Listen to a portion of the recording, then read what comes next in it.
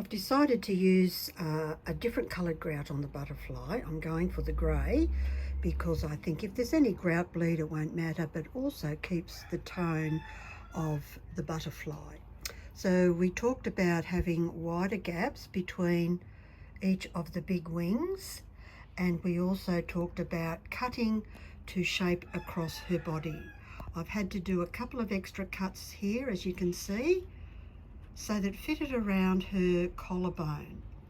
I've wrapped her up in plastic garbage bags with painter's tape and masking tape around, so there's no grout getting onto the rest of the torso.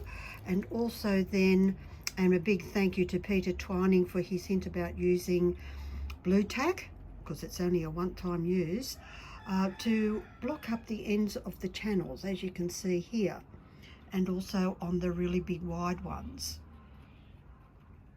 Because to have a grouting channel you need sides and a bottom and no top. So if a side is missing, it's going to be really difficult, because grout fills up spaces, and if you don't have the space cordoned off really well, it's not going to do that well. Now blue tack is just sort of really sitting mostly along the sides, so when we go to grout we'll need to be really gentle. Okay, so next time you see this it will be all grouted grey. I didn't want to do a watch me grouting video because that would be just too funny. Once again, I've exercised my superpower to change my mind. I've decided that the beautiful butterfly is going to have the same luscious gold that I used in one of the bees. So for this I actually used Dunlop travertine with some yellow ochre pigment to get that lovely sort of goldy colour.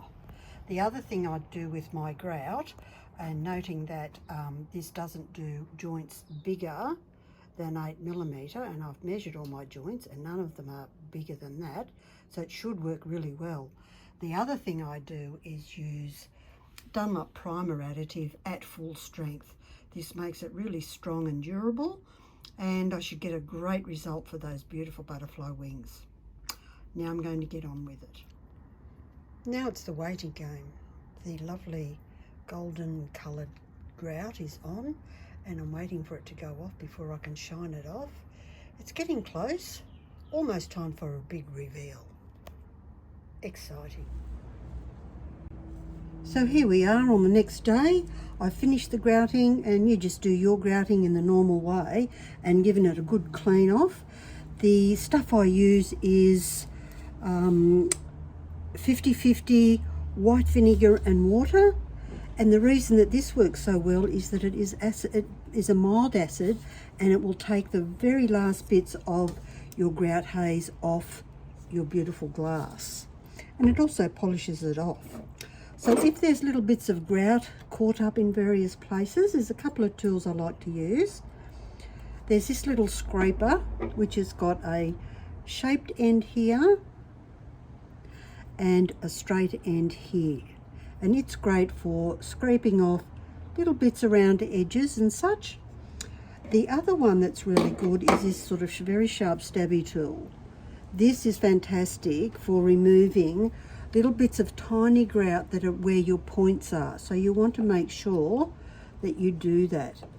And I'll probably do that about an hour or so after grouting is done, but very gently because the grouting is still soft.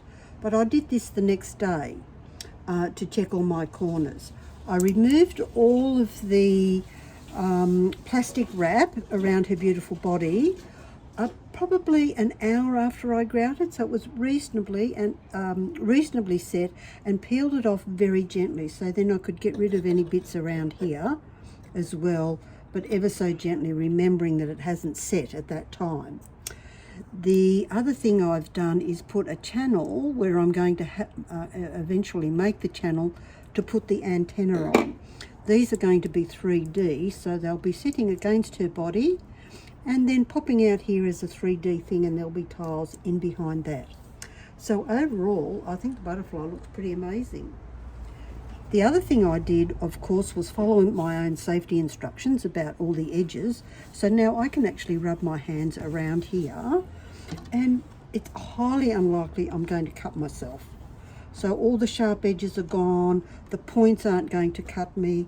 The other thing you can do before you grout is rub this across your glass to see where it catches and take those nasty sharp bits off. And then you end up with something as easily and as beautifully formed and shaped around a 3D, and I would call this a complex 3D, and it looks fabulous. I think that butterfly just flew in. So there we have the butterfly all completed.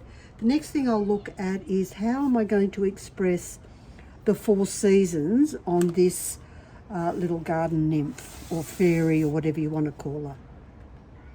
I hope you're enjoying this Gypsy Rose journey with me.